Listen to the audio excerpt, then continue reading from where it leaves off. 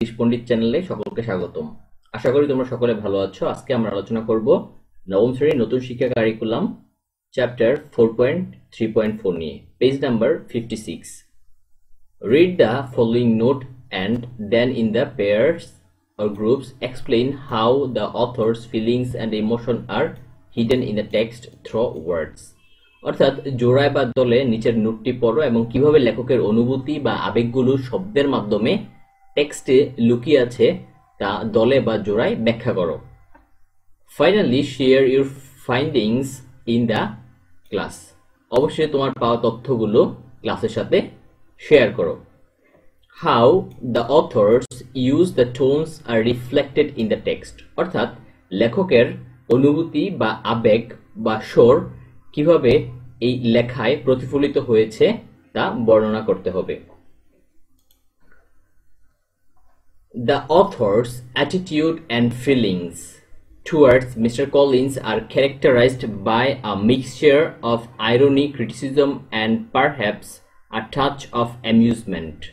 অর্থাৎ মিস্টার কলিন্সের প্রতি লেখকের মনোভাব এবং অনুভূতি বিদ্রূপ, সমালোচনা এবং সম্ভবত বিনোদনের মিশ্রণ দ্বারা চিহ্নিত করা হয়। The author uses language that conveys a negative and mocking perspective on Mr. Collins' character, upbringing, and education. লেখক এমন ভাষা ব্যবহার করেন যা মিস্টার কলিন্সের চরিত্র, লালন পালন এবং শিক্ষার প্রতি নেতিবাচক এবং উপহাসমূলক দৃষ্টিভঙ্গি প্রকাশ করে। Phrases such as not a sensible man, deficiency of nature, illiterate and miserly father, and not conscious of a work had highlight how the author wanted to portray Mr. Collins. অর্থাৎ এখানে বেশ কিছু ফ্রেজ ইউজ করা হয়েছে। একজন বিবেকবান মানুষ নয়, প্রকৃতির অভাব, অশিক্ষিত এবং কৃপণ পিতা এবং একজন দুর্বল মাথার আত্ম অহংকার এর মতো বাক্যাংশগুলি লেখক মিস্টার কলিন্সকে কিভাবে চিত্রিত করতে চেয়েছিলেন তা তুলে ধরা হয়েছে। Mr.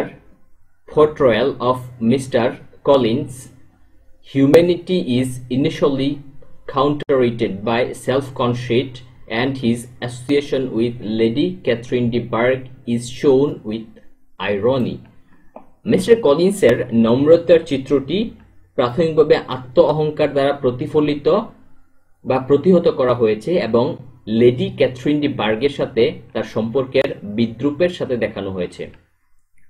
While the text remains primarily a mockery, there is an underlying layer of amusement in the portrayal of Mr. Collins. যদিও পাঠ্যটি প্রাথমিকভাবে একটি উপহাস হিসেবে প্রকাশ পেয়েছে, মিস্টার কলিন্সের চিত্রায়নে বিনোদনের একটি অন্তর্নিহিত স্তর তার মধ্য দিয়ে প্রকাশ পায়। এই ছিল আজকে আমাদের আলোচনার টপিক। পরবর্তী টপিক খুব দ্রুতই আপলোড করা হবে। সে পর্যন্ত সকলে ভালো থাকো, সুস্থ থাকো এবং নিরাপদে থাকো। ধন্যবাদ সবাইকে।